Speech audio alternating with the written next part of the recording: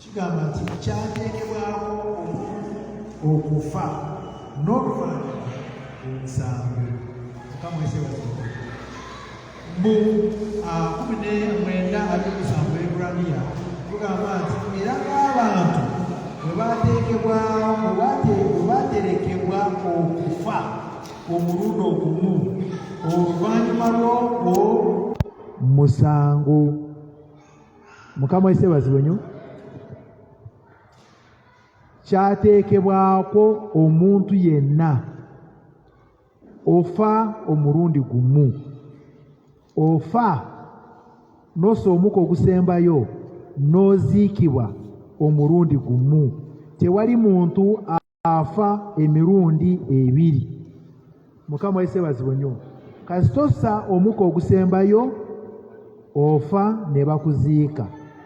Bw'omala okuziikibwa ekiddako kuyimirira mu maaso g'omutonzi wo eyakutonda.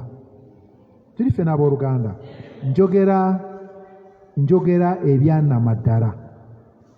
Kyateekebwawo omuntu yenna okufa oluvannyuma kuyimirira mu maaso g'entebe ey'omusango. Kye kiba kiddako. Bw'ofa nga teweenenyeza, bw'ofiira mu bibi byo ne mu byonoono byo, obeera wakusalibwa omusango ogw'okugenda mu geyenna.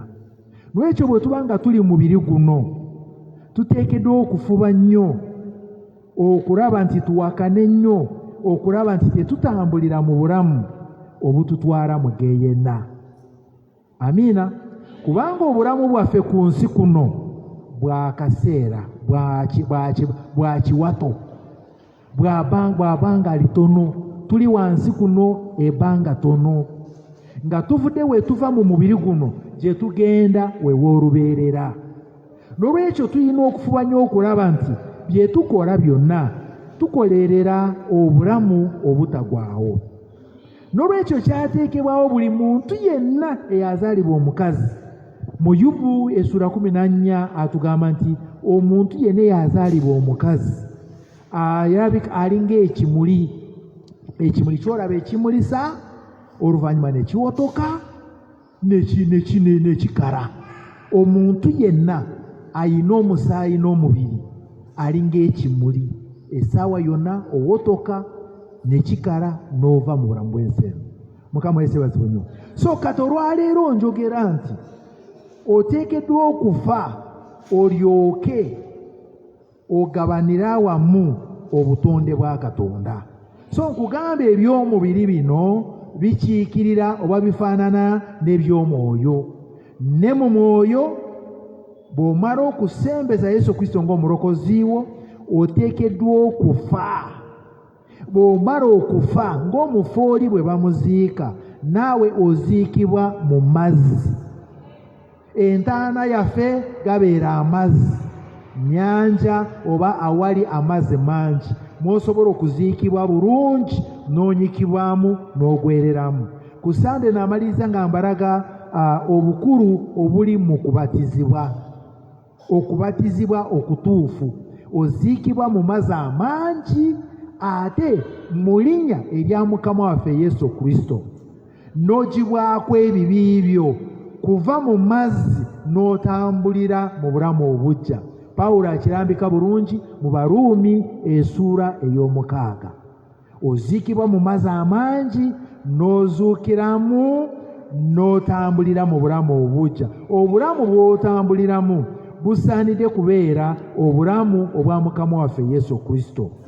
Oli gwe waaziikibwa naye mu mazzi amangi, oli eyakunaazaako ebibi byo, olina okuzuukira ng'otambulira mu bulamu bwe. Mukama yeebazibwe nnyo. Olina okuzuukira ng'otambulira mu bulamu bwe. N'olwekyo okwo kwe kufa okw'omwoyo buli muntu yenna bwateekeddwa okufaamu n'oziikibwa. Mukama yeebazibwe nnyo. So n'olwekyo wano Pawulo atugambe we tusomye mu Bakolosaayi essuula ey'okusatu. Njagala olwaleero otegeere bulungi nnyo amakulu n'ekigendererwa eky'okufa kuno kweni mu kwogerako. kale obanga mwazuukira wamu ne Kristo, bwe mwafa luli mwazuukira, ne muzuukira wamu ne Kristo Yesu. Munoonyenga ebiri waggulu. Omuntu yenna agamba nti yazuukira, yali mufu n'azuukira, ofuba nnyo okunoonya ebyawaggulu, eby'omugulu, n'otataawanyizibwa n'otamalwako mirembe n'ebintu by'oku nsi kuno ne bikumala n'ogwawo yenna n'oweeralikirira. Bw'oba nga waafa ne Kristo n'ozuukira naye, leka bw'obeera n'essuubi n'obukakafu nti ogenda mu ggulu, eby'oku nsi kuno byonna tewaliwo okubaawo kyonna kyonna ekikunafuya oba ekikumala amaanyi. Mukama yeebazibwe nnyo. Munoonye ebyo ebiri waggulu, Kristo Yesu gy'atudde ku mukono gwa ddyo ogwa Katonda. N'ebirowoozo byokka n'atugamba mulowoozenga ebiri waggulu, mulowoozenga ebiri waggulu so si ebiri ku nsi. Kubanga kataawe ensonga wano, kubanga mwafa n'obulamu bwammwe ne bukwekeddwa wamu ne Kristo mu Katonda. Kubanga mwafa obulamu, omuntu waffe ow'edda, omuntu waffe omukadde, obulamu buli obw'obuzaaliranwa bwe naazaalibwamu obwo bwafa. Ebikolwa bire ebyekizikiza ebyo byonna byafa, nabiziika mu mazzi n'enzuukira n'obulamu bwa Kristo Yesu. Tutambulire n'obulamu obujja obuli mu Kristo Yesu. Mukama yeebazibwe nnyo. Bw'otambula bw'otyo, kyengamba obulamu bwo bwonna bw'olina ku nsi kuno, bw'otambulira mu bulamu bwa Kristo Yesu, buli kaseera bw'oba ng'olowooza ku Kristo Yesu n'ekigambo kye ky'oyaayaanira n'okukola by'ayagala, byakwagaza mu kigambo kye, nga bye birowoozo byo, gwe mulamwa gwo emisana n'ekiro, buli lunaku ng'olowooza ku Kristo Yesu. Wuliriza, Mukama yeebazibwe nnyo. N'abantu bonna nga bwe bakulaba ne bakusomako obulamu bwa Kristo, ne bakulaba ng'olabika nga Kristo, kubanga kye tulina okubeera wano ku nsi. Abaasooka okumukkiriza be batumeere. Nga Yesu Kristo amaze okugenda, sitiiri baasigala n'obulamu bwa Kristo nga babulabisa, okutuusa abantu b'e Kolinso bwe baabalaba ne bagamba bano nga balinga Kristo, bano nga bakulisitaayo, bano balinga Kristo, bafaanana Kristo. Mukama yeebazibwe nnyo. Yagenda naye bano abaasigalawo baasigala nga balabisa obulamu bwa Kristo. Kati ekyo kyekivunaanyizibwa kye buli muntu yenna kyavunaanyizibwa, obulamu bwavunaanyizibwa okutambuliramu. Tuli ffe n'abooluganda, oteekeddwa okufiisa obulamu bwo, oteekeddwa okufiisa empisa zo gwe z'olina ez'obuzaaliranwa, olyoke ofune obuzaaliranwa bwa Katonda, olyoke ofune obulamu bwa Katonda. Kati bw'omala okuwangula ekyo n'owangula omubiri, Mukama yeebazibwe nnyo, kubanga Bayibuli etugamba tuli mu lutalo. Abaana ba Katonda tubeera mu lutalo essaawa 24. Waliwo abantu babiri abali mu ffe. Waliwo omwoyo, tugende mu Bagalatiya essula ey'okutaano, mbabalage bulungi nnyo, mbabasomere mulyoke mulabe benjogerako. Mukama yeebazibwe nnyo. Bagalatiya essula ey'okutaano, twanguyiza olw'obudde obutonotono. Bagalatiya essula ey'okutaano n'agamba nti naye ebikolwa by'omubiri bya lwatu bye bino. Atulaga ebikolwa by'omubiri bye bino, abikulaga, ngenda kulaga n'ewalala, bwe bino birabika lwatu: obwenzi, empitambi, obukadde, obukaba, okusinza ebifaananyi, okuloga, obulabe, okuyomba, obujja, obusungu, owulira bino, empaka, okweyawulamu, ettima, obutamiivu, ebinyumu n'ebiringa ebyo. Nsooka kubabuulirira ku ebyo nga bwe n'ababuulira edda. Mukama yeesebazibwe nnyo. Abakola ebiringa ebyo tebalisikira bwakabaka bwa Katonda. Mukama yeesebazibwe nnyo. Byayogedde ebyo temubiraba, abantu tebabikola. Mukama yeesebazibwe nnyo. Abantu babikola bibawangudde era beesanga nga bye bakola. Mukama yeesebazibwe nnyo. N'agamba katugende mu Bakolinso ekyokubiri essula 11. Essula ey'omukaaga. Bakolinso ekyokubiri essula ey'omukaaga. Agamba nti Bakolinso ekyokubiri essula ey'omukaaga tutandika n'olw'e14. N'agamba nti temwegatanga n'abatakkiriza kubanga temwenkanankana. Kubanga obutuukirivu n'obujeemu butabagana butya. Oba omusana gusa gutya ekimu n'ekizikiza. Era Kristo atabagana atya ne Baliyali. Oba mugabo ki eri omukkiriza n'atali mukkiriza. Era yeekaalu ya Katonda yeegatta etya n'ebifaananyi. Kubanga ffe tuli yeekaalu ya Katonda omulamu. Omulamu kitegeeza ateekeddwa okuba ng'alabika mu ffe. Nga Katonda bwe yayogera nti n'abeeranga nabo n'atambuliranga mu bo, nange n'abeeranga Katonda waabwe, nabo banaabeeranga abantu bange. Kale muve wakati waabo mweyawule, bw'ayogera Mukama. So temukomanga ku kintu ekitali kirongoofu, nange ndibasembeza. Era n'abeeranga kitamwe gye muli, namwe munaabeeranga gye ndi abaana b'obulenzi n'ab'obuwala, bw'ayogera Mukama omuyinza w'ebintu byonna. Mukama yeesebazibwe nnyo.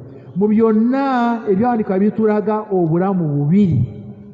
Waliwo obulamu obunaasikira, obulamu obutagwawo, n'obulamu obw'okugenda mu Geeyena. Kati wano kyatugambye tulina okufiisa obulamu buli obukontana obuwakana n'ekigambo kya Katonda. Waliwo omwoyo mufe n'omubiri byolekanye, biwakana. Omubiri tegwagala okole omwoyo kyegwagala. Mukama yeesebazibwe nnyo. Omubiri gwagala ebyagwo, omwoyo Katonda ayagala ebibye. Kubanga abo be baani? Ye Setaani ne Katonda. Mukama yeesebazibwe nnyo.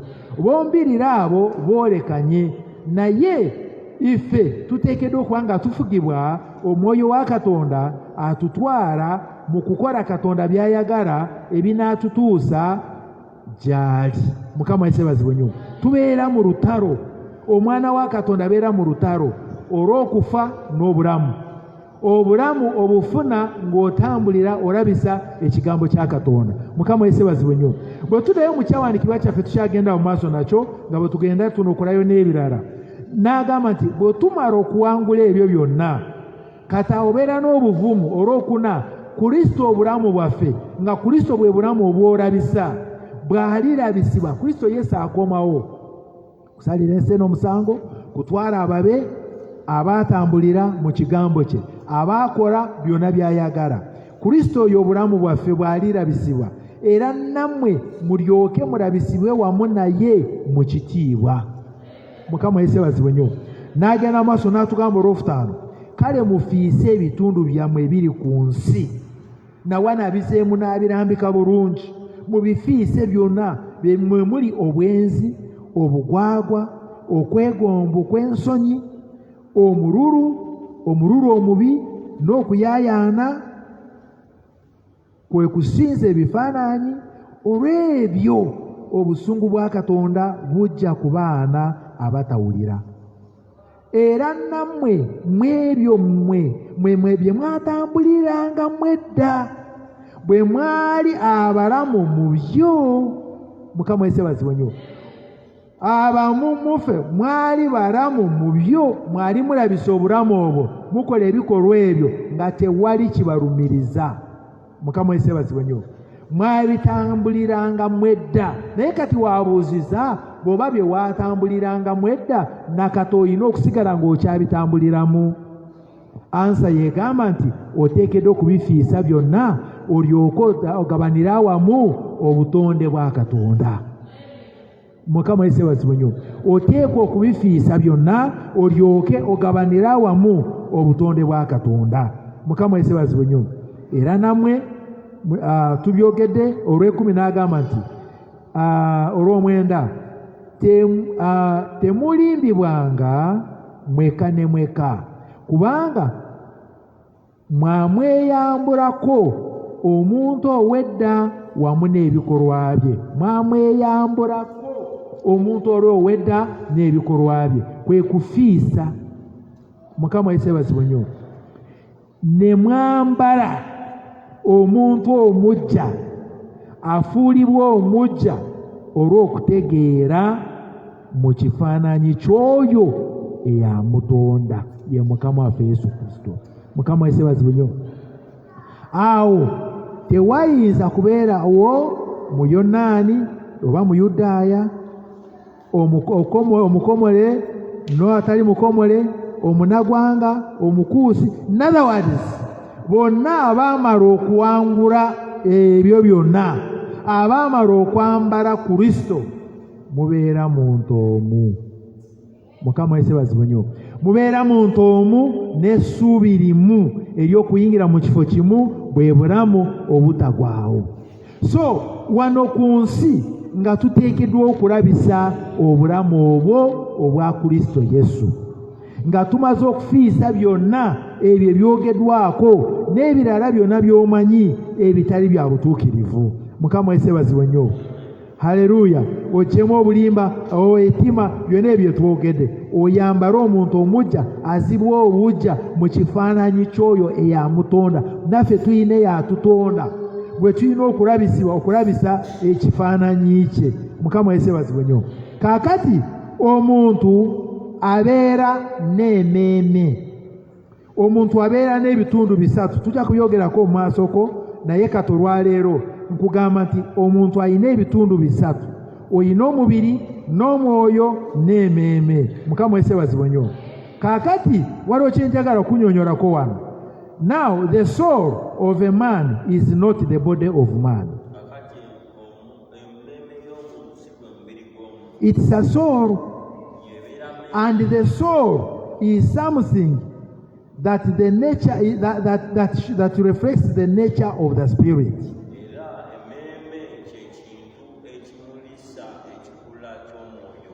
Ndimu kunokola obubaka obuyitibwa souls that are in prison now. Uliriza ebigambo bino ebirungi nnyo. And the soul is something that the nature of the spirit is. And then when the nature of man, when he said we are dead, the scripture plainly tells us that we are dead and our lives are hid in God through Christ, sealed there by the Holy Spirit. Now, it was not that your body died. It was not your spirit died, but it was the nature of your spirit that died. The nature which is the soul. The nature of your soul is God. That is, if you are born again. Bwe twogera okuzaalibwa omulundi ogwokubiri, kitegeeza omuntu obulamu bwo bwonna buli bufa n'ofuna obulamu bwa Katonda. Katonda mwene najja n'atuula mu mmeeme eyo. Bw'atuula mu mmeeme eyo, Katonda oyo ali munda mu gwe yafuga omwoyo gwo, by'olowooza n'ebirala finally n'ebyokola mu mubiri n'ebyolaba mu maaso, byonna ebyo biviira ddala ku ekyo ani atudde mu mmeeme eyo. Mukama yeebazibwe nnyo. Bw'aba Katonda y'atudde mu ggwe, y'atudde mu mmeeme eyo, ajja kukwagazisa byonna Katonda by'ayagala. Ajja kulagira kufuga omubiri gukole Katonda by'ayagala, n'ebirowoozo byo bikole Katonda birowooze Katonda by'ayagala. Mukama yeebazibwe nnyo. Olw'oyo ali mu ggwe, oyo bw'aba nga y'ali mu ggwe, tojja kuwakanya kigambo kyonna ekya Katonda. Mukama yeebazibwe nnyo. Ojja kwagala, ojja kugondera, ojja kukola buli kigambo kya Katonda kye kikugamba, kubanga Katonda y'atudde mu mmeeme eyo. Mukama yeebazibwe nnyo. Y'afuga obulamu bwo. Mukama yeebazibwe nnyo. Mu Titus, mu kitabo kya Tito, kasomeyoko nayo essuula ey'okusatu. Titus essuula ey'okusatu, bwanga otuuseyo mu bwangu njagala onsomere tusome wamu. Essuula ey'okusatu olusooka lugamba nti, Titus chapter 3 from verse 3, muwulize ebigambo bino. Agamba nti, for we ourselves also were sometimes foolish, disobedient, deceived, serving divers lusts and pleasures, living in malice and envy, hateful and hating one another. Titus essuula ey'okusatu tanse n'olunyiro olwokusatu. Bw'oba tonatuukayo nsoma n'olwokuna. But after that the kindness and love of God our Savior towards man appeared, not by works of righteousness which we have done, but according to his mercy he saved us. Amina. By the washing of regeneration and the renewing of the Holy Ghost. Read from verse 3 up to verse 5. Kubanga era naffe twali basiru abatawulira abalimbibwa. Muwulire ebigambo ebyo abooluganda.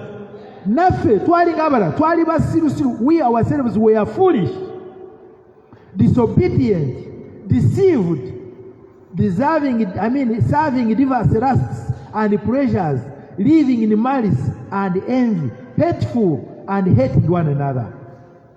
Abasirusiru abatawulira abalimbibwa, nga tuweereza okwegomba n'ebinyuma ebitali bimu, nga tubeera mu mutima n'obujja ebyekyayisa, era nga tukyawagana. Mukama yeebazibwe nnyo. Obiwulidde ebyo?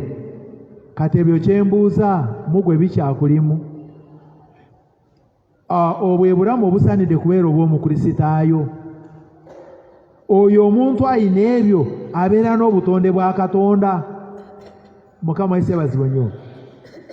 Ne bakulimbalimba n'okomenkereza ogudde mu kibi. Mukama yeebazibwe nnyo. Ebyo tulina okubiraba ng'ebyayita, ebyo bye twali, naye kaakati tuli bitonde ebijja. Mukama yeebazibwe nnyo. Tuli bitonde ebijja. N'agamba olw'omukaaga nedda olwokuna. But after that the kindness and the love,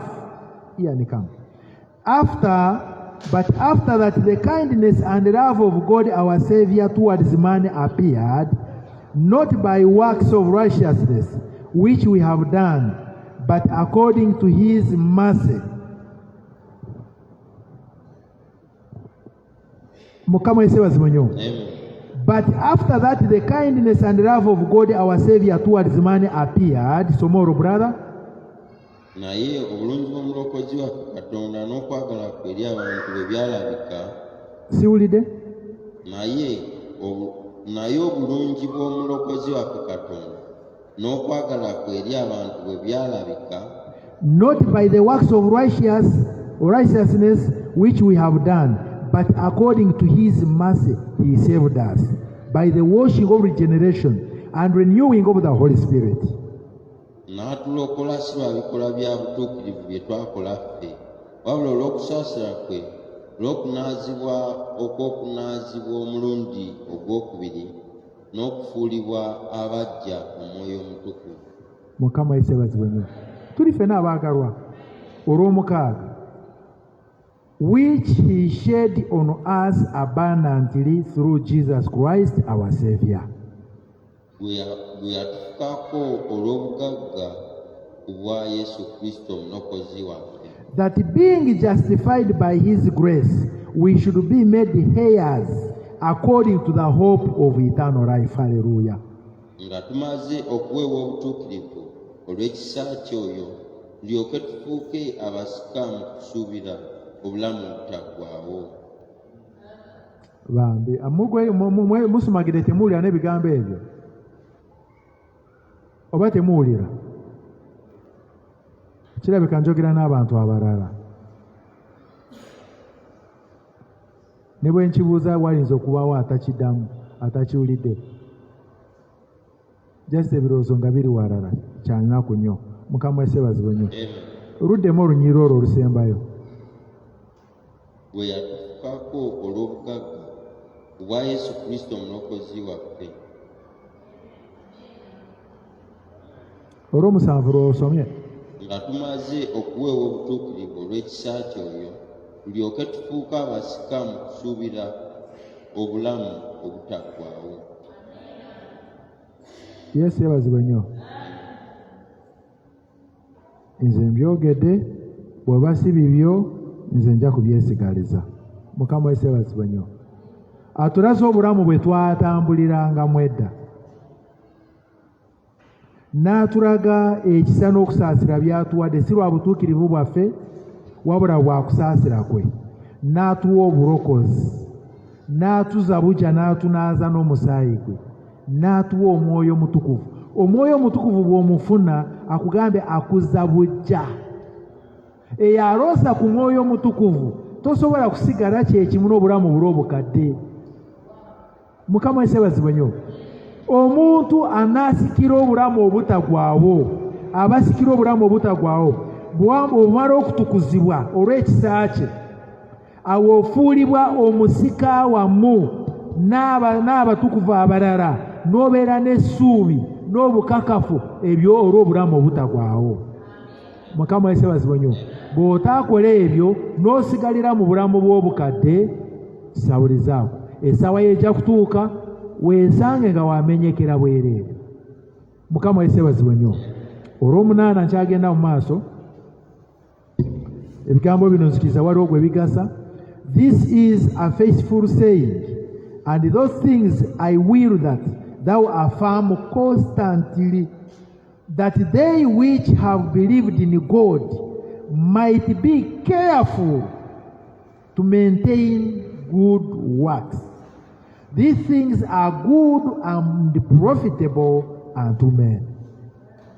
Ekigambo kino kyesigwa, ne ku bino njagala gwe okukakasizanga ddala abakkiriza Katonda bajjukirenga okussaako omwoyo ku bikolwa ebirungi, ebyo ebirungi era ebigasa abantu. Mpulira tebivuddeyo obulungi bulala.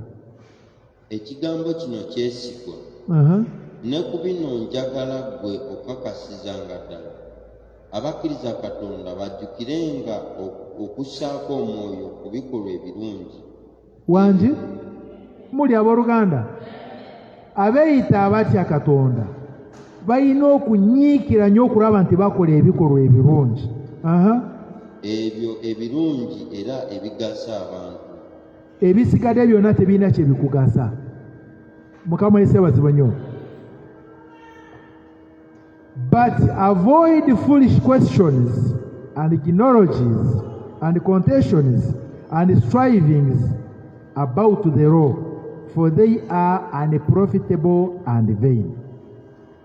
Naye empaka ez'obusiru n'ebitabo ebirimu enje ez'okuzaalibwa n'ennyombo n'okuwakanira amateeka obyewalenga, kubanga tebiriiko kye bigasa so tebiriimu. Mukama yesebazibwe nnyo. Mu nsi muno tulina abantu ba bikula bibiri, abaana ba Katonda n'abaana ba Setaani. Abaana ba Katonda enneeyisa n'ebikolwa n'ebiruubirwa n'ebigendererwa byonna byawukana n'abantu bali. Mukama yesebazibwe nnyo. runo olunyi runo mulinga abatawulidde oba bagenda kuruvunuula wano kubanga mpulira ati ruvuddeyo obulungi nnyo olw'omunaana.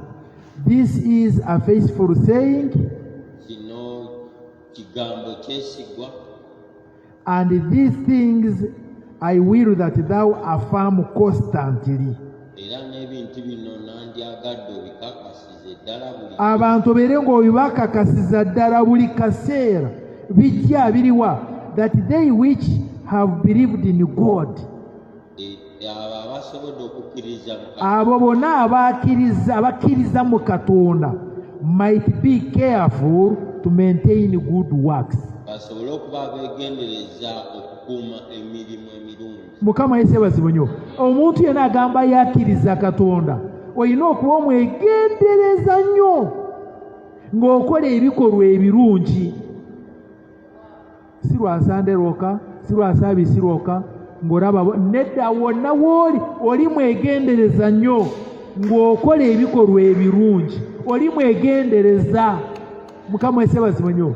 Olina okubeera omuntu omwegendereza ng'akola ebikolwa ebirungi. Mukama yeebazibwe nnyo. Kyabudde agamba ebyo by'ebirungi ebisiimibwa era ebigasa omuntu, ebisigadde byonna tebirina kye bikugasa. Mukama yeebazibwe nnyo. So kyeŋŋambira oteekeddwa okufa olyoke ogabanira awamu obutonde bwa Katonda, nga n'ebigendererwa byo n'ebiruubirirwa byo byonna ng'olaba okukola Mukama Katonda by'ayagala byokka. Mukama yeebazibwe nnyo. If it is not, it is of the world. Remember, anything that begins has to end. So therefore, the only way that you can have eternal life is to have a life that never had a beginning. Bw'oba ng'oyagala ebintu byonna biggwawo, obulamu bugwawo.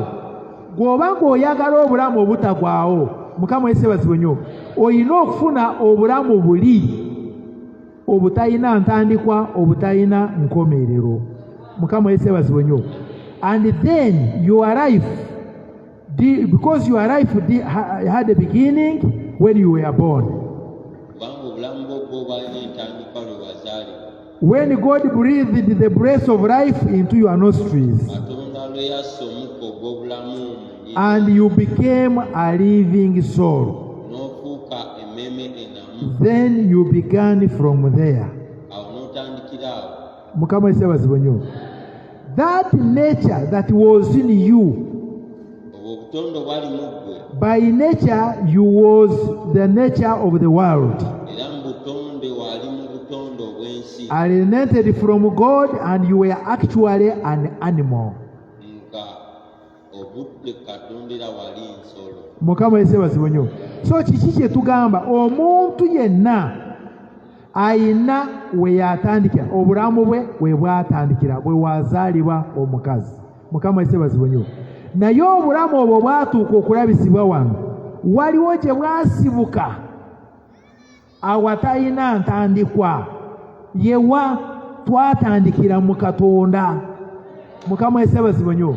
Twatandikira mu Katonda ne tujja mu mukazi n'atuzaala, ne tuzaalibwawo ne tufuna omuka ogw'obulamu. Bwe tudda ku muntu eyasooka, Mukama yeebazibwe nnyo, Katonda ng'ateeka omuntu ku nsi kuno, olubereberye essuula ey'okubiri n'olunyiriri olw'omusanvu lusoma lutya? Olubereberye essuula 2 olw'omusanvu katolaba omuntu lugamba, and the Lord God formed man of the dust of the ground. Mukama Katonda n'abumba omuntu n'enfuufu y'ensi, and breathed into his nostrils the breath of life, and man became a living soul. N'amufuuwa mu nnyindo omukka ogw'obulamu, omuntu n'afuuka omukka omulamu. Mukama yeebazibwe nnyo. Katonda yabumba ekibumbe wali, Katonda mwene n'afuuwamu obulamu bwe. Mukama yeebazibwe nnyo. N'amufuuwamu obulamu bwe, ekibumbe ekyo ne kibeera omuntu omulamu. mu muntu oyo yali musajja, muye mwalimu n'omukazi. Katonda yatonda omulundi gumu n'amala, n'ateekamu omuka gwe omulundi gumu n'amala. Muye mwalimu omukazi. Kyova bwe yagenda okufuna okumufunira omubeezi, yamujja mu lubiriizi lwe n'alukola, teyaddamu ate kufuuwamu omuka, kyali kyagwa. Yamugjamu ng'alina n'obulamu buli, n'amuteekawo n'amumulaga, n'agamba, lino lyegumba erivudde mu magumba lyange, eno y'ennyama evudde mu nze, n'olwali anaabeera omukazi. Mukama yeesebazibwe nnyo. Era mu oyo mwe waatandikira okwegatta okw'ababiri balyoke bazaale n'abalala. Mukama yeesebazibwe nnyo. Naye ng'ensibuko yaliwa? Katonda mwennyini. Omuntu jjukira, omuntu si mubiri guno. Mukama yeesebazibwe nnyo. Kino kibokisi ky'omuntu ali mu ggwe. Kati oyo omuntu yaava mu Katonda. So kyova olaba n'ayogedde kw'emabega, Katonda ayagala ajje afune, kubanga omuntu ono bwe tumugoberera, kasita yakola Katonda by'atayagala, by'atamulagira, Katonda n'amuvaamu. Mukama yeesebazibwe nnyo. Yawuliriza eddoboozi lya Setaani, n'akola ebikolwa bya Setaani, Katonda n'amuvaamu. Mukama yeesebazibwe nnyo. Kati bw'amuvaamu, kakyova olaba omuntu yenna azaalibwa wansi w'ekiba ekyo, ozaalibwa mu bujeemu obwo, olina okutuuka ekiseera ogambe naye mu butuufu obutonde buno si bwagala, n'obufiisa, n'osembeza obulamu bwa Kristo, n'ozaalibwa omulundi ogwokubiri, n'onyikibwa mu mazzi amangi, ebikolwa eby'ekizikiza n'obivaamu, n'onyoonya obulamu obwa Kristo, n'obeera ng'olabisa obulamu bwa Kristo, n'akuwa obulamu bwe n'oba nga bw'olabisa wano ku nsi. Kubanga ku nkomero y'obulamu buno waliwo obulamu obulala bwe tugendamu, tulina okuddayo gye twava. Obulamu buno bw'oba wabutambulira mu bulamu bwo, obugenda mu Geeyena, ogenda mu Geeyena. Naye bw'oba weewala Geeyena, ekkubo lya Geeyena, n'otambulira mu kigambo kya Katonda, n'olabisa obulamu bwa Kristo, ogenda mu bulamu obutagwawo. Mukama yeesebazibwe nnyo. So kyobalaba Tito abadde atugamba, olina okunyiikiza, buli muntu yenna alina okunyiikira okulaba nti okola ebikolwa ebirungi ebinaakusobozesa okuyingira mu bulamu obutagwawo. Mukama yeesebazibwe nnyo. Ebyo tuteekeddwa okukola nga twambadde omubiri guno. So tulina omulimu omunene ogw'okufiisa ebikolwa n'okwegomba n'okwaka n'ebyo byonna eby'omubiri, tubeere n'obulamu obwa Mukama waffe Yesu Kristo. Haleluya. Mukama yeesebazibwe nnyo. Nga nsemeredde okumaliriza, kati tunaatera okumaliriza mu budde bwaffe obulungi. Mukama yeesebazibwe nnyo. Kanyongere tugendeko mu Bakolosa, mu Baefeso essula ey'okubiri. Befeso essula ey'okubiri, olunyiriri olusooka, essula ey'okubiri ekitabo kya Befeso. Agamba, and you has he quickened who were dead in trespasses and sins. Mwe yabazuukiza abaali baafiiridde mu bibi byammwe ne mu byonoono byammwe. Olwokubiri n'agamba, where in time past you walked according to the course of this world, according to the prince of the power of the air, the spirit that now works in the children of disobedience. Olwokubiri,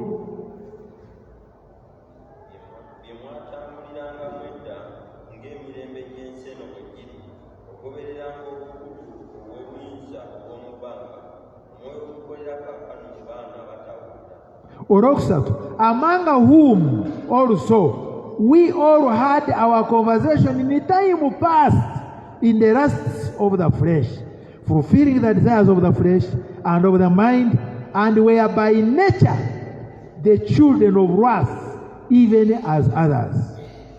Era naffe ffenna bye twatambulirangamu edda mu kwegomba okw'omubiri gwaffe, nga tukolanga omubiri n'ebirowoozo bye byayagala, ne tubeeranga olw'okuzaaliranwa abaana b'obusungu nga n'abalala. Mukama yeesebazibwe nnyo. Twalina obutonde obw'obusungu bwa Katonda, naye wuliriza olwokuna, but God who is rich in mercy, for his great love, wherewith he loved us, even when we were dead in sins, has quickened us together with Christ. By grace you are saved. Haleluya.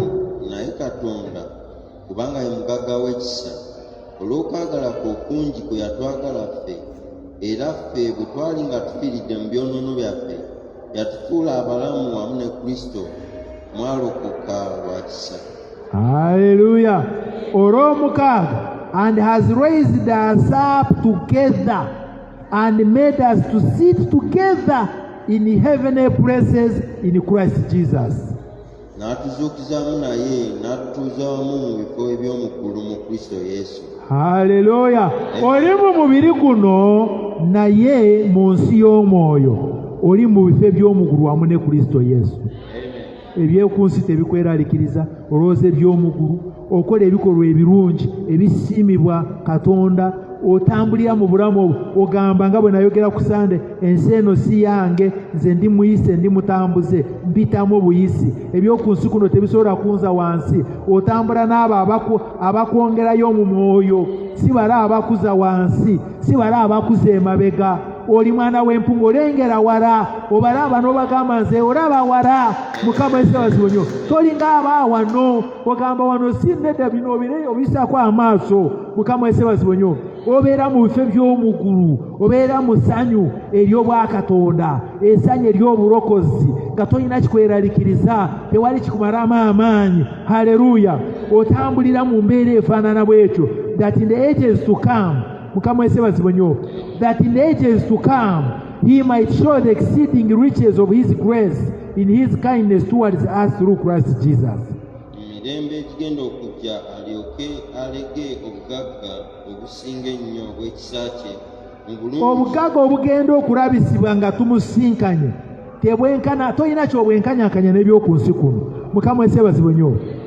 N'agamba olw'omunaana, for by grace are ye saved through faith, and not of yourselves, it is the gift of God, not of works, lest any man should boast. Kubanga mwalokoka lwa kisa lwa kukkiriza, so tekyava gye muli, kye kirabo kya Katonda, tekyava mu bikolwa, omuntu yenna aleme okwenyumirizanga. Haleluya. Amen. So, but that soul that is in there, that soul that is in you, that's the soul, that soul is what God is working on. If he can only get that nature, that spirit agree with him, then that nature dies. The nature and the love of the world dies, and the things of the world is dead. Because if you love the world, all the things of the world, the love of God is not in you. And a man must be born again, so that this nature has to die, and the nature of God comes and lives in you. And God is the only thing there is that never had a beginning or can end.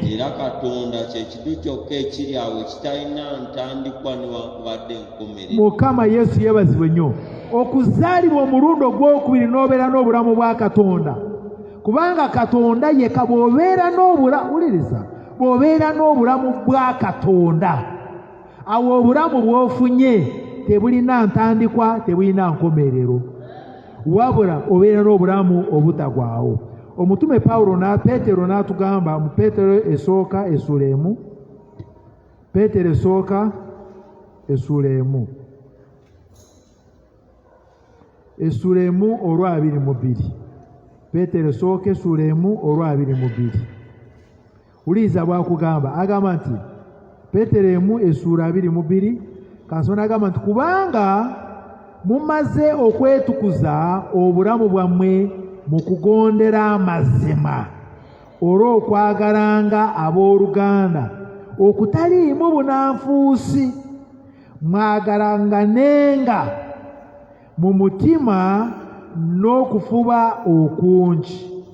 Bwe mwazaalibwa omulundi ogwokubiri, so si mu nsigo egwawo wabula etagwawo, n'ekigambo kya Katonda ekiramu eky'olubeerera. Haleluya! Twazaalibwa omulundi ogwokubiri n'ensigo, ensigo erabisa obulamu, n'ensigo ya Katonda. Mukama yeebazibwe nnyo. Ky'ekigambo kya Katonda ekiramu eky'olubeerera. Mukama yeebazibwe nnyo. Olwokubiri 24 n'agamba nti kubanga omubiri gwonna guli ng'omuddo. Omubiri guno gwe mulaba guli nga ki? Ng'omuddo, n'ekitiibwa kyagwo kyonna kiri ng'ekimuli eky'omuddo. Omuddo guwotoka, ekimuli ne kigwa, naye ekigambo kya Mukama kibeerera emirembe n'emirembe.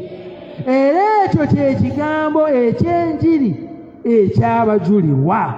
Kyekyo kye mbagambako akawungeezi ka leero. Mukama yeebazibwe nnyo. Tulina okufiisa ebitundu byaffe, tulina okufiisa obulamu buli, tubeere n'obulamu obwa Katonda. Obwo Katonda y'atalina entandikwa, y'atalina enkomerero. Lwekyo bw'oba ng'otambulira mu kigambo kya Katonda, okola buli kigambo kya Katonda kye kikugamba, oyina obulamu obutagwawo. Haleluya! Obeera n'obulamu obutagwawo. Eggulu n'ensi birigwawo, naye ekigambo kya Katonda tekirigwawo. Omubiri guno akugambe guli ng'ekimuli, gwotoka ne gugwa, naye bw'obeera n'ekigambo kya Katonda olabisa obulamu bwa Katonda. Katonda Kristo Yesu bw'alirabisibwa, olifaanana nga ye, otwalibwe naye. Mukama yeebazibwe nnyo. So kye tulina okwegomba okubeera nga ye bulamu buno. Bw'abe nga y'ali mu ggwe, y'atudde mu ggwe, bino eby'omubiri tebikweraliikiriza n'akamu. Oba birwadde, oba biki, tewali na mulabe asobola kuwangula mubiri guno, kubanga ali mu ggwe asinga oyo ali mu nsi. Mukama yeebazibwe nnyo. Y'afuga, nkugamba ekizibu kyokka mugulire wayingire, y'aba ng'atudde mu ggwe. Omubiri gwa tegukyawuliriza ensi byekugamba, omubiri teguwuliriza na bulwadde. Mukama yeebazibwe nnyo. N'obulwadde bujja n'ogamba olw'emigo gyo naawonyezebwa, era n'olaba ng'akusumuludde akuwonyeza.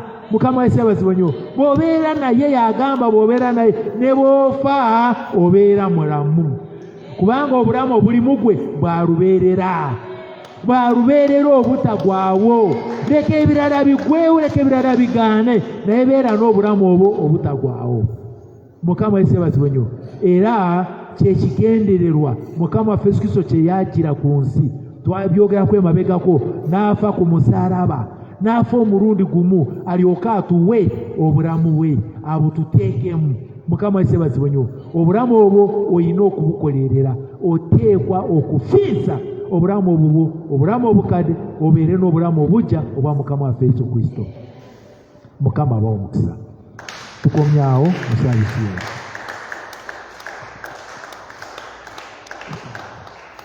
Fanane Yesu, oh fanane Yesu, musimuno berenga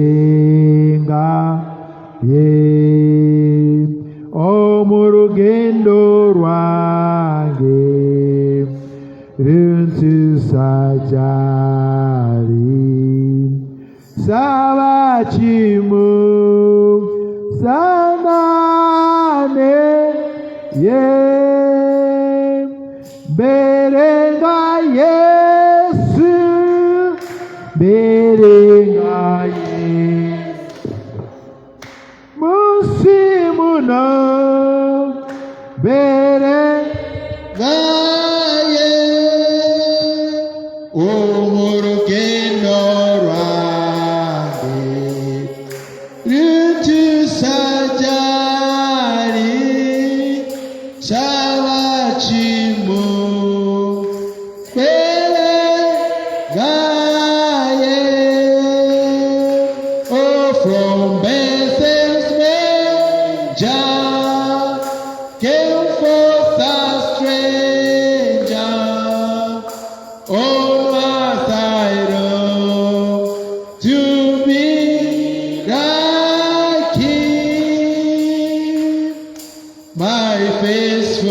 Savior. Oh, how rich His favor on my side, oh, to be like Him. Sanyukira ekigambo kino, Yesu Mukama atwagala ennyo, biri mu bingi ebisanyusa